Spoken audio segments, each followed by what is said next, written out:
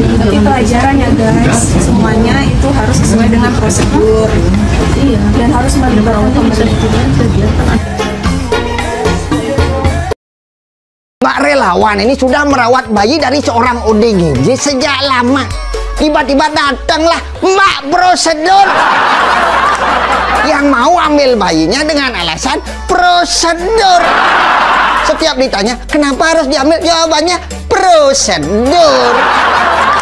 Mbak dari dinas Konoha ini emang si paling prosedur. Padahal kita tahu sendiri, Mbak relawan sejak dulu sudah banyak membantu ODGJ. Orang tuanya diselamatkan, anak-anaknya dirawat. Tapi kenapa Mbak prosedur baru muncul sekarang? Dari kemarin kemana aja? Sibuk nunggu gaji ke-13. Gak paham tujuannya untuk kelengkapan dokumen. Tapi kenapa harus diambil? Main ambil aja dengan alasan prosedur. Pokoknya pembahasan hari ini temanya prosedur. Kalau menurut Kak sebaiknya jangan diambil tapi dibantu untuk kelengkapan dokumennya. Kalau oh ya, katanya Dinsos Tangerang tuh himbau tak termakan provokasi Pratiwi Novianti nangis minta kembalikan anak asuh. Gila anjir, sadis banget sumpah. Jadi berarti yang aku tangkap ya, si Dinsos ini menganggap tangisan Mbak Pratiwi itu atau tangisan Teh Pratiwi Novianti itu adalah sebuah provokasi. Aduh anjir, itu bukan provokasi, itu hal yang apa ya, naluri ya seorang ibu nih yang anak-anaknya dibawa paksa itu nangis histeris kayak gitu, lemes, sesegukan gitu. Itu bukan provokasi anjir. Kalau nggak gini deh, anak-anaknya para petugas Dinsos yang datang itu diambil paksa, nangis nggak? Nanti kalau udah nangis bilang jangan memprovokasi. Sumpah, untuk ukuran di bagian sosial tuh jiwa sosialnya tuh kurang gitu. Jadi ibaratnya, aduh anjir ini bahaya. Bagian sosial yang kurang mensosialisasi. Apanya gimana gitu ya? Karena mana sosialisasinya gitu, kok tiba-tiba langsung eksekusi. Sosialisasi, peringatan, baru eksekusi. Setahu aku ya, itu namanya, itu prosedurnya ya. Ya tapi kan nggak semua harus sesuai prosedur gitu kan. Atau prosedurnya beda mereka. Oh beda ya. Beda sendiri. Oh giliran rakyat prosedurnya pusing gitu, banyak gitu. Prosedurnya Kak.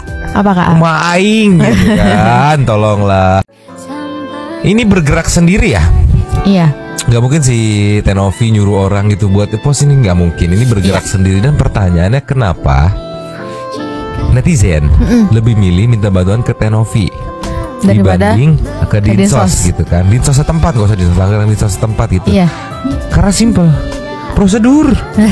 Too much prosedur. Sulit.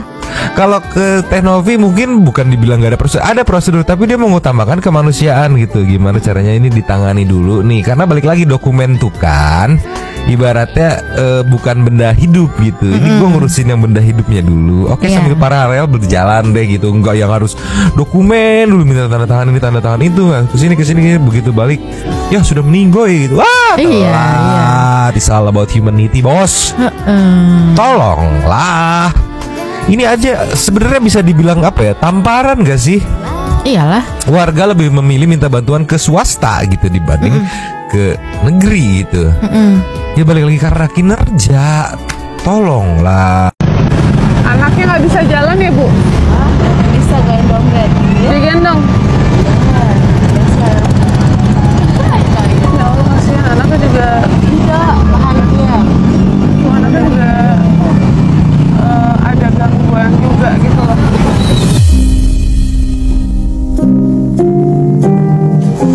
Ibu mau tinggal di kontrakan nggak? Oh, nggak usah sih aja. Suaminya mana Bu? Lagi dinas. Dinas di mana? Kantor.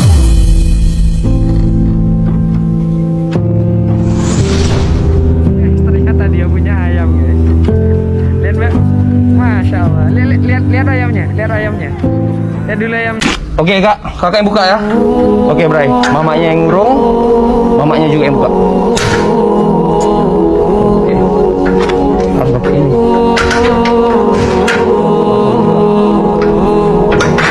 Udah kakak buka sendiri. Allahu Akbar, Allahu Akbar.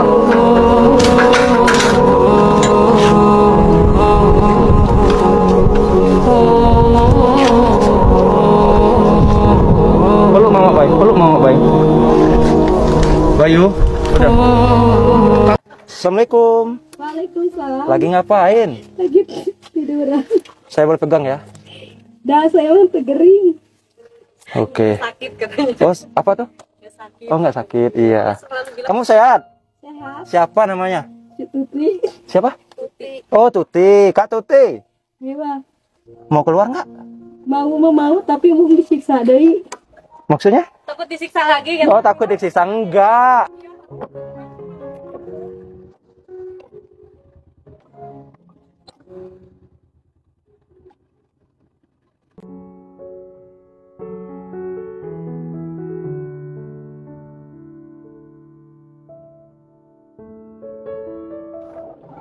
Tuti. Wow.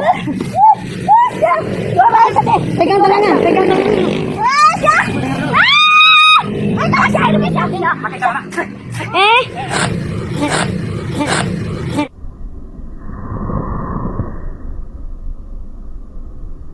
Nggak punya nama sih? Nggak punya nama.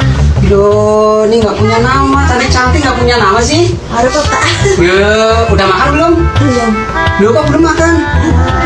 Nah, belum. Ini belum makan? Belum. Bener? Benar. Ya Allah. Namanya siapa? Orang tuh.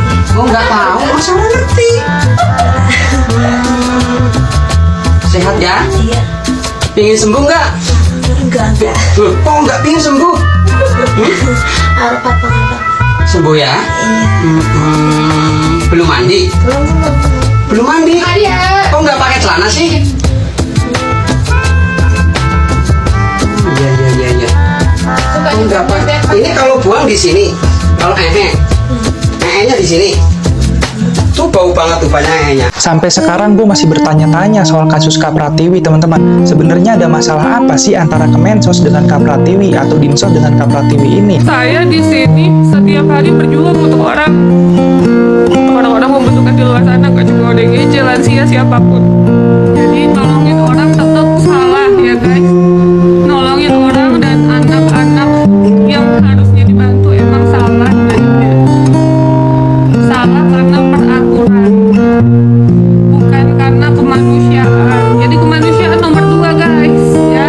Kemanusiaan nomor 2, peraturan nomor 1. Kabar terbaru pun ketika bayi-bayi yang dirawat Katiwi ini udah diambil nih, terus Katiwi ini mau jengukin, sekalian kasih krim anti nyamuk yang biasa dipakein ke bayi-bayinya itu. Tapi sama pihak terkait ditolak, teman-teman. Bahkan Katiwi se-effort itu loh, sampai bawa perawatnya yang biasa jagain bayi itu tetap aja ditolak. Ini bayi loh, bukan api yang ada di lapas, kok sulit itu buat dijengukin. Kemudian soal permasalahan legalitas, teman-teman. Apakah rasa kemanusiaan kalah dengan sebuah legalitas? Legalitas itu kan sebuah sistem dan prosedur yang dibuat untuk memberikan sebuah tanda bahwa ini resmi loh. Dengan catatan berarti yang diberi legalitas itu sudah sesuai kan dengan ketentuan yang berlaku. Nah, soal yayasan Katiwi ini yang katanya belum terdaftar, teman-teman. Apa iya harus digeruduk dan dijemput paksa seperti itu? Kenapa nggak dicek dulu sistemnya dan penanganannya bagaimana? Apakah Katiwi mempekerjakan para ODGJ itu untuk jadi pengemis? Kan enggak. Apakah Katiwi itu merawat bayi-bayi itu kemudian dijual? Kan enggak.